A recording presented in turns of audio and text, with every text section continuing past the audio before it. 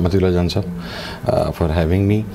आपने बिल्कुल बजा कहा आज कि इमरान खान साहब जेल के अंदर हैं और मियाँ साहब पाकिस्तान से चले गए हैं और बड़ी मिन्नतें तरलों के बाद गए हैं जी।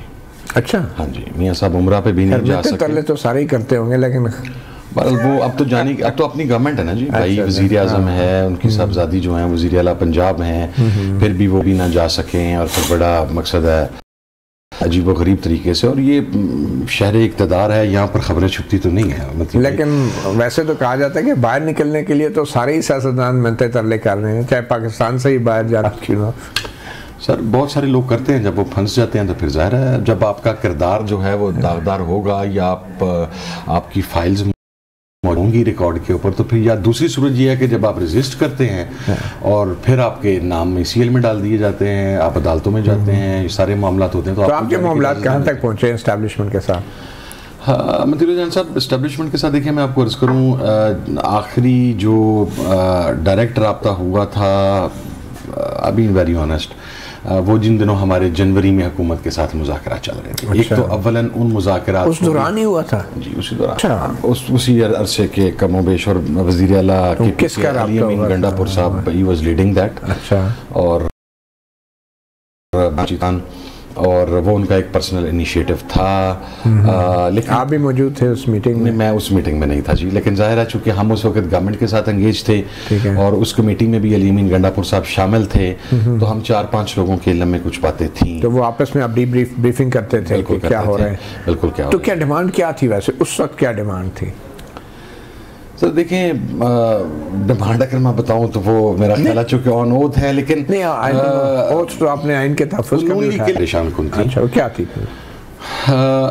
मैं डिमांड की हद तक तो नहीं कहता, लेकिन मैं आपको इतना बताता हूँ कि मेरे लिए बड़ा सरप्राइजिंग था कि जब हम हुकूमती कमेटी के साथ बात कर रहे थे तो उन्होंने ये बात नहीं की जो कि उनकी तरफ से की जानी चाहिए थी, कि हम सियासतदान आपस में बैठे हैं, आए दरमियाना रास्ता निकालते हैं, नए इंतखाबात की तरफ जाते हैं, इंडिपेंडेंट इलेक्शन कमीशन लेके। उन्होंने वो कौन सी बात नहीं की वैसे जो आप समझ रहे हैं कि उनको करनी चाहिए थी? सर उन्होंने पहले 3 मीटिंग्स के अंदर तो ये बात की कि आप जो 9 मई का और 26 का कमीशन मांग रहे हैं, हम एग्री, हमें आप लिख के दे दें। नहीं, बात हो रही थी कि ने जो बात की, जो आप कह रहे हैं कि जो उन्हें करनी चाहिए थी वो एस्टैब्लिशमेंट करी, वो बात क्या थी? वो हमारे साथ बैठ के बात करते हैं ना कि आप मिड टर्म इंतखाबात करें।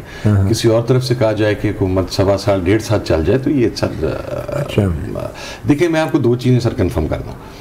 मैक्सिमम 1.5 साल तक की बात हो रही थी सर, इसी में आपके लिए खबर है सर। जी जी। इमरान खान साहब टाइम दे के कोई एग्रीमेंट करके पाए, और ज़ाहिर जब मैं ये बात कर रहा हूँ तो फिर उनसे बात की गई है इस हवाला से।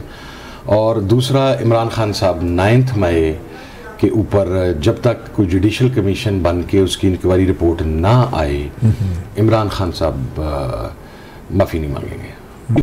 वजह ये है, उन्होंने बड़ा ओपन हार्टेडली ये बात की, उन्होंने कहा कि यार आप इंडिपेंडेंट, और ये बात मुज़ाकरात में भी आप लोग कन्वे करते रहे जिनके साथ भी हमने कहा सर, हमने उनसे कहा कि देखें आप जुडिशल कमीशन बनाएं, हम तो कोई जजेस के नाम भी नहीं दे रहे हैं, इंडिपेंडेंट जजेस को जुडिशल कमीशन, सारी कौम को पता है कौन इंडिपेंडेंट जजेस हैं इस टाइम, उन पे मुश्तमिल कमीशन बनाए, टाइम बार्ड कर दें, 1 माह कर दें, 2 माह कर दें।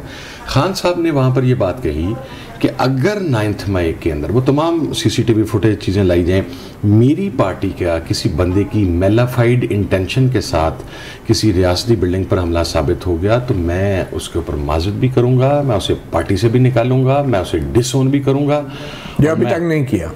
सर वो मेरी बात सुनिए आप, एक जिसमें मेरे पे मैं आपको अर्ज़ करता हूँ जी, 9 मई की FIR है फैसलाबाद में ISI हमला केस की, मेरे खिलाफ चलान में मरकज़ी मुल्ज़िम हूँ, मैं बिल्डिंग के नज़दीक तो क्या मैं उस रोड के ऊपर भी नहीं था। अच्छा सर, वापस है ना वो जो आप कह रहे थे कि जब हुकूमती कमेटी से मुज़ाकरात हो रहे थे तो उसी वक्त एस्टैब्लिशमेंट से भी बातचीत हुई। अच्छा, मुज़ाकरात तो वो ख़त्म कैसे बातचीत हुई? मेरा टूट गई तड़क करके या क्या कुछ? सर वो उसके अंदर देखें, एक एस्टैब्लिशमेंट के अंदर भी जो हुकूमती इत्तेहाद में शामिल जमातें हैं उनके लोग शामिल हैं। जब उनको इस चीज़ का इदराक होता है या एहसास होता है कि कोई पॉजिटिव डेवलपमेंट होने वाली है जिसके अंदर कतन ये शाम को रिहा किया जाएगा। इमरान खान ने एक बात तो पहले दिन एजेंडे पे रख दी है जो कि कन्वे भी कर दी गई है कि मैं अदालतों से अपनी केस लड़के बाहर। लेकिन इलेक्शन के टाइम पीरियड के ऊपर कुछ मामला करीब आ रहे थे, साल इस तरह करके मैक्सिमम पीरियड 1.5 साल का था। और आप लोगों के क्या सजेशन थी कि सर? नहीं, हमारी कोई सजेशन नहीं थी, उसमें फाइनल फैसला खान साहब का ही था और खान साहब ने हमें पहले दिन बड़ी 2-3 चीज़ें क्लियर कर दी थी। नंबर 1, नहीं सर पहले दिन को छोड़े ना, आप ये बताएं जब एस्टैब्लिशमेंट की तरफ से जब बातचीत हुई सर वो चीज़ें आप लेके खान साहब के पास तो गए होंगे ना? सर मैं नहीं गया, अली अमीन गंडापुर साहब ने कोई अपडेट दी? किसी भी सूरत में टाइम दे के बाहर आने के लिए तैयार नहीं है सर। अच्छा, वो ये कहते हैं मैं आके स्ट्रगल करूंगा, मेरी स्ट्रगल के नतीजे में गवर्नमेंट में गुजर जाए, गिर जाए तो भी हमारी किस्मत, गवर्नमेंट अगले 3 साल निकाल जाए तो गवर्नमेंट की किस्मत।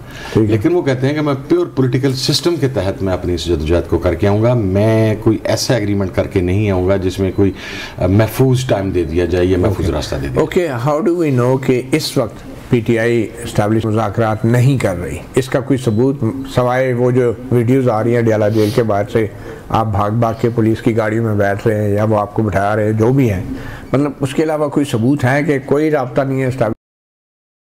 बुलंद तो हम बैठे ही नहीं, वहाँ पे पुलिस ने आके हमें कहा कि आपको बाकायदा गिरफ्तार किया गया है। मुझे कासिम जमान साहब को पहली गिरफ्तारी पे बताया गया कि you are going to Lahore, आपकी लाहौर की FIR में गिरफ्तारी डाल दी गई है और खान की बहनों की ये थाना कोसार में और उन्हें वेमन पुलिस स्टेशन फिर प्रिजन वैन लेके आ गए ना सर। इस मरतबा तो लीडर तो अपोजिशन साथ था, नेशनल असम्बली भी और पंजाब असम्बली भी। इस मरतबा उन्होंने कहा जी प्रिजन वैन में। अच्छा, जब हमें खाने के लिए रोका गया तो हमें कहा गया खाना खा लें, आपका सफ़र नंबर कितने जा रहे हैं? तो वो ऑफिसर मुझे कहने लगा कि जी आप 4 लोग जो मर्द हैं इनका सफ़र तो साहिवाल से आगे है। अच्छा, हाँ जी। फिर उसके बाद कुछ फ़ोन कॉल्स वहीं पे खड़की और फिर वो एक अफरा तफरी की कैफियत होगी और 8 रुपये पे उतार दिया।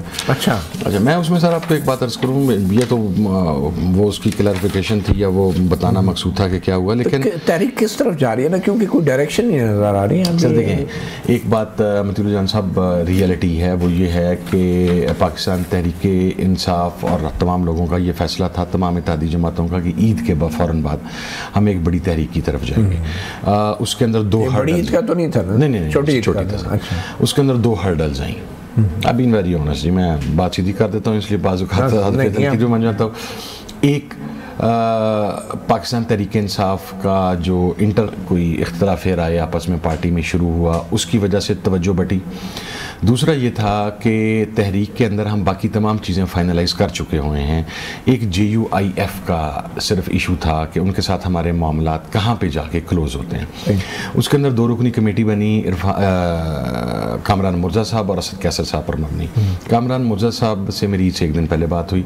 मौलाना फजलुर रहमान साहब ईद तक पाकिस्तान से बाहर थे, वो कतर थे या किसी और मुल्क में मौजूद थे। और असद कैसर साहब की बेटी स्पेशल चाइल्ड हैं, उनकी सर्जरी थी, वो गुज़श्ता रात पाकिस्तान में वापस आ गए हैं। अब हमने परसों सरबराही मीटिंग रख ली है और ये एक अनरिजॉल्व्ड इशू है। ये मेरा ख्याल है कि परसों तक क्वेश्चन क्लियर हो जाएगी। असद कैसर साहब, मेरा ज़ाहिर राय है कि ओपिनियन है कि शायद मगर मौलाना साहब की एक ये भी तो शर्त है ना कि आप अगर इस्टेब्लिशमेंट से मुज़ाकरात करते हैं तो फिर हम बात नहीं करेंगे। तो आपने मौलाना साहब को यकीनदानी करा दी है कि इस्टेब्लिशमेंट से कोई मुलाकात नहीं है, कोई राब्ते नहीं है? सर, जो मेरे पास इतला आई थी उसके अंदर कोई इस्टेब्लिशमेंट वाली बात तो शामिल नहीं थी, जो दोनों तरफ से ये फाइनलाइज की थी। लेकिन अगर मौलाना साहब ये चाहेंगे कि इस्टेब्लिशमेंट से कोई रब्ता ना हो तो फिर यकीनन फिर वो बात 2 तरफा, हर 2 फ्रीकैन, हर 6 फ्रीकैन, हर 4 फ्रीकैन पर अप्लाई करेंगे। वो ये नहीं हो सकता कि मौलाना साहब खुद तो रब्ते में रहे और आपको। सर मैं वैसे ही कह रहा हूँ कि मैं भी उसे आदमी हूँ, MWM भी है।